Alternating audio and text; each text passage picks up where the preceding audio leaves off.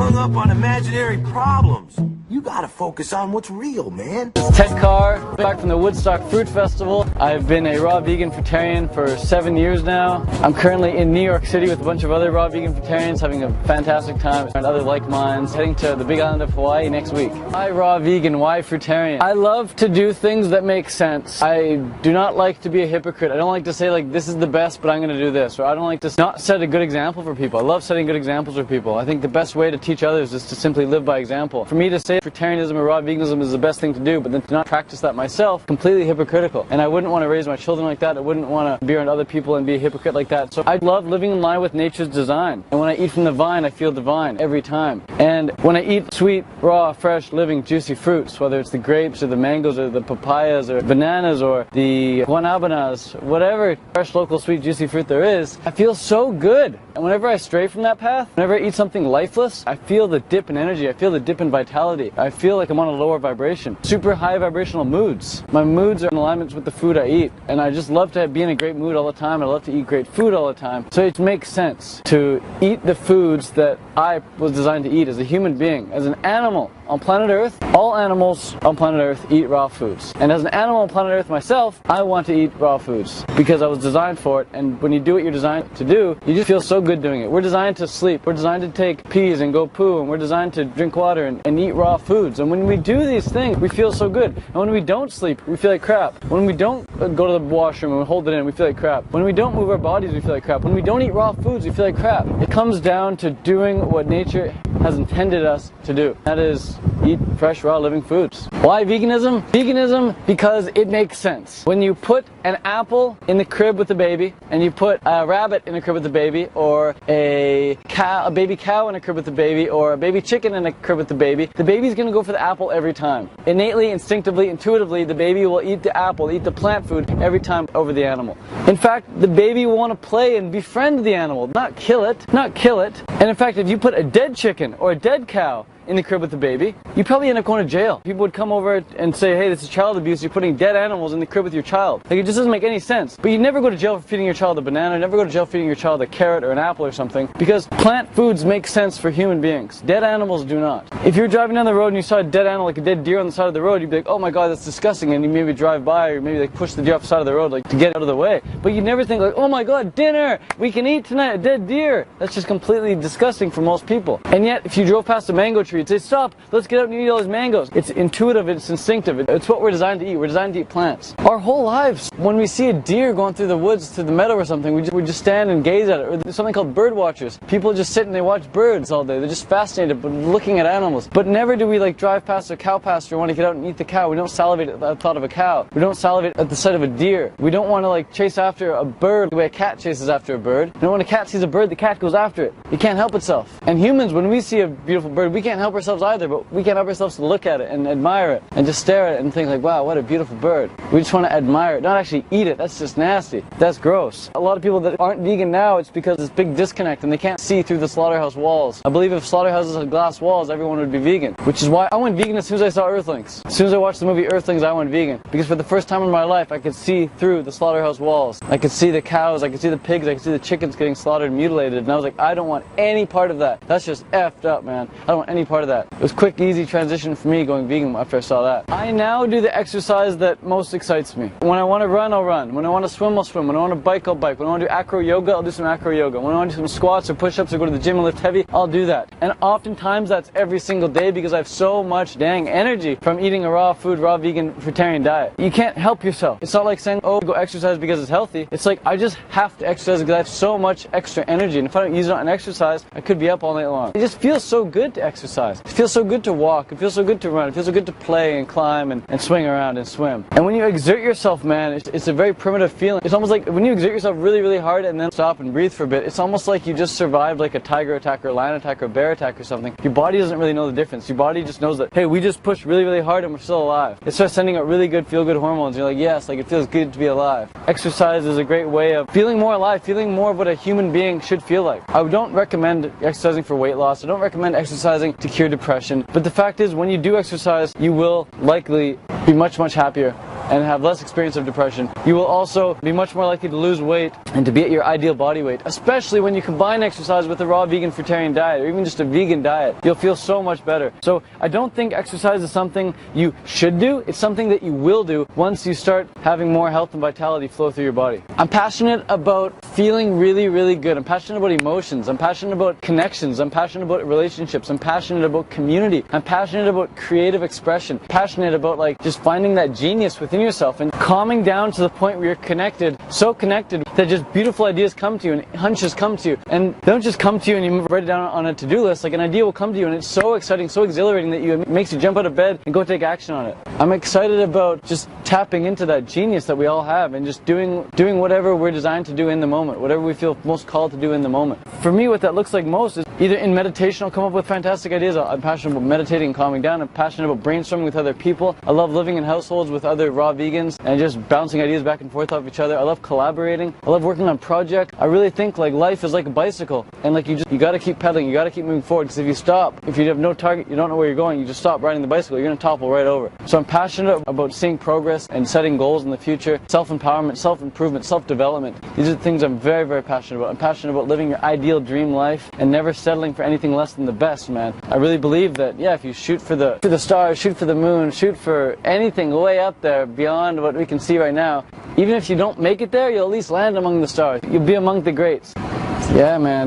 I'm passionate about doing what other people don't do. I'm passionate about when other people are zigging, I want to zag. I love zagging when they're zigging. I'm passionate about being the black sheep. I'm passionate about doing what I know is right, regardless of whether or not anyone else sees that. That's huge in my life. And I'm passionate about sharing that with others, because I feel like if you're not expressing something, then you're suppressing. And suppression can turn to depression, and depression can turn to disease, and disease can turn into disintegration. So it's all about stopping that downward spiral by continuously expressing yourself creatively and physically, emotionally, spiritually, in whatever way you feel most called to do in the moment. Polyamory is two words in one. Poly meaning many, and amory meaning love. Polyamory is a way of engaging in relationships with others. It could be intimate relationships, it could just be friendly relationships, but more often than not, polyamory is used to describe the way you engage in, or the way you have intimate relationships. And it says, hey, I'm going to be completely honest, like as much as I love you, or as much as I love you, I'm also capable of loving you, and you as well. Acknowledging the fact that our heart is not a box that doesn't fill up. We can love and really love more than one person at one time in many different ways. You never love two people in the exact same way. You know, you love your mom differently than you love your dad. You love your grandma differently than you love your grandpa. You love your dog differently than you love your cat. You love your brother differently than you love your sister. And it just so happens that, yeah, okay, you might not be intimate with those people I just listed, your sister, your brother, your mom, your dad, your grandma, your grandpa, but you could be intimate with other people. You could be intimate with your really close friends, with your lovers, and it's okay to be intimate with more than one person at one time, and that's the whole take on polyamory. At the same time, it doesn't mean you're going to go out sleeping with all these people. I've slept with very, very, very few people in my entire life, because I'm very, very selective about who I engage with, selective about finding that one person. And when I say that one person, I mean that one person who can make me feel that one way. Or not make me feel that way, but I'm passionate about finding that one person who I feel that one special way around. And there are many people who can be that person for me. One person can make me feel very smart. Another person can make me feel very funny. Another person can not make me feel, but another person I feel very fit around. Another person I feel very happy around. Another person I feel very smart around. Another person I feel very important around. And I feel differently around different people. I don't feel the same way around my mom as I feel around my dad. I don't feel the same way around Rainey as I feel around his wife Anna. I don't feel the same way around Wayne downstairs as I feel around Elise. Like, different people I feel different ways around. So with polyamory, it's allowing yourself to also take it to the next level. If you happen to want to get intimate with a certain girl or a certain guy, let yourself do that. But at the same time, you're completely honest with everyone that you're in a relationship with. You're saying, hey, X, I'm also friends with Y, and hey, B, I'm also friends with A, and I just happen to be intimate with C. And it's just being completely honest and being transparent about your feelings and emotions and current relationship status with different people, rather than like hiding it and saying, if someone asks you, do you think she's gorgeous? Like, if your girlfriend asked you if you're gorgeous, most guys would say like, oh no, she's not gorgeous, you're the only gorgeous girl. But really, the guy would have to lie like that. So I would say, yeah, she is beautiful. Do you think she's beautiful as well? Or, yeah, she's beautiful, and you're also beautiful. Like, whatever. It's just being honest and not hiding. So 3 great tips for improving your mental and physical health would be, first, take advantage of where you're at right now and don't think you need to be somewhere else or you need to wait for another time to start. You can literally start as you're watching this video right now. Start saying in your head the words, thank you, thank you, thank you, and think of certain things around you that you're actually thankful for. And the more you say thank you, thank you, thank you, and the more you feel that gratitude, the more all of a sudden everything around you becomes something to be grateful for. That's tip number one. Is just take advantage of where you're at now and get grateful. You can honestly, literally set a timer for 5 minutes or 2 minutes. Say, I'm going to say thank you for 2 minutes non-stop. And notice how you feel before, and how you start feeling during, and how you definitely feel much happier after those 2 minutes go by. That's tip number one. Just get grateful and take advantage of being where you're at right now. Don't think you need to be anywhere else. The second tip would be start going to bed before you're tired. Don't wait till you're in the red zone.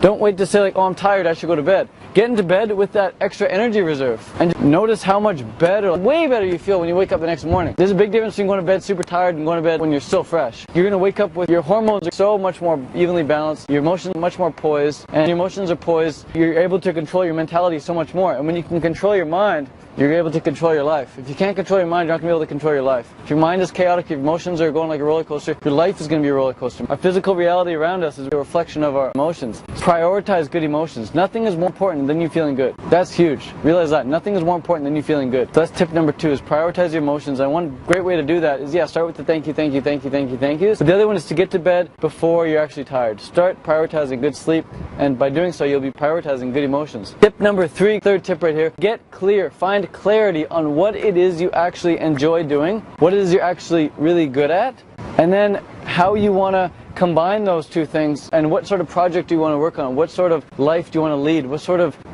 career do you want to dedicate yourself to. If you're really passionate about having conversations with other people one-on-one, if that's something you just really love to do, and you also happen to be good at making videos, so you're really good at making videos and you're really passionate about speaking to people, combine the two. Make videos of you speaking with people. That is just genius. You're good at making videos and you very much enjoy speaking with people, and you probably also enjoy making videos, that's why you're good at it. If you combine what you're really, really good at with something you really, really love, you're able to take it to like that absolute next level. When you become really, really good at something, you rise to the top, and when you're at the top in any field, you're going to be worth a lot. Not just financially worth a lot, but just important-wise. Like, people are going to find you to be a very important person in their life. So that's huge. Find out what you love, find out what you're good at, and just do those things. Write a list down. And in fact, even get clear on the things you suck at and the things you hate, and just intentionally just avoid those things. So if you suck at cleaning up, or if you suck at building things with your hands, like a hammer and nails or something, and you suck at cleaning dishes and stuff, delegate that stuff. Anytime someone says, oh, like, could you help with the dishes or something, just think, oh, maybe I'm going to hire a maid. Or if someone's like, oh, could you come help me build my cabin, or help me build a boat or something, be like, no, it's got better things to do. But how about I could interview you perhaps, and we could have an interview about the house that you're building. Work on your strengths and completely ignore your weaknesses. Delegate your weaknesses off. Easy way to remember that is to double down on your strengths, delegate your weaknesses. That is so key. And when you're always doing what you love, when you're always doing what you're good at, you're going to be of value to not just yourself, not just your own life, not just to your partner, your family, but to the whole world. When we all do what we love, when we all do what we're really good at, we're benefiting the entire planet. That's key, guys. Find out what you're good at, find out what you suck at, stop doing what you suck at, and only doing what you're good at. That's going to make you feel so, so much better. And then, when you're feeling really good from the early nights, when you're feeling really good from the gratitude, when you're feeling really good from only doing what you love, the mental state's going to be there. You're going to be on point. And when your mental state's on point, it's going to manifest in the physical as well. Physically, you're going to be so much more fitter. You're going to feel like moving with your body. You're not going to be able to help but move your body in any way, shape, or form that you wish. But when you're feeling good upstairs, the whole rest of your body is taken care of as well. Find me on planet Earth, somewhere, someplace, some way, shape, or form, for some reason. If you ever see me, come up, give me a hug. Let me know where you first saw me. And I'd love to see you anywhere on planet Earth. In 20 years, I'll be on Mars, so see me on Mars in 20 years.